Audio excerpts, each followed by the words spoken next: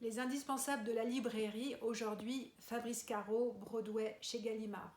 Fabrice Caro, ou Fab Caro pour les intimes de CBD, nous donne ici le portrait d'un homme, Axel, qui est un homme marié, qui a 2 gamins, qui a un boulot, qui vit dans un lotissement bien sympa, entouré de voisins tout aussi sympas.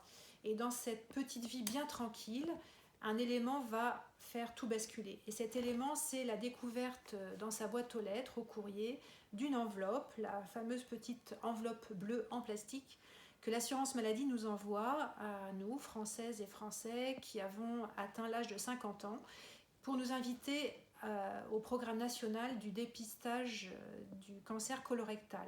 Ça pose tout de suite l'ambiance. Et cette enveloppe, il la trouve alors que lui, Axel, n'a pas 50 ans, il n'en a que 46. Et quasiment dans la foulée, il est convoqué au collège, chez le proviseur, parce que son gamin de 14 ans a fait un dessin plus que lubrique qui met en scène les profs du collège. Le portrait que dresse Caro de cet Axel, c'est un portrait extrêmement drôle, évidemment, mais aussi très tendre. Parce que cet homme n'a pas du tout de prise sur sa vie. C'est un homme qui ne sait pas dire non. Il ne sait pas dire non aux apéros que les voisins imposent rituellement. Il ne sait pas dire non aux vacances que sa femme essaye d'organiser avec un couple d'amis pour partir en paddle. Donc il n'a pas du tout de prise sur ce qui se passe.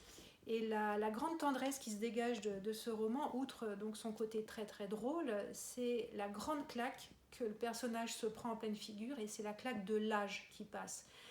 Et de se rendre compte aussi que dans sa vie, en fait, il l'a pas du tout vu défiler.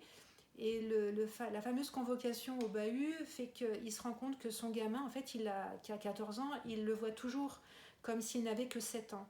Donc cette grande tendresse, elle est vraiment très présente dans ce roman. Un peu de mélancolie aussi. Et on rit aussi beaucoup, et c'est ça la grande justesse de Caro. Donc évidemment, ce livre, il est à lire absolument, que vous ayez 50 ans ou pas encore 50 ans.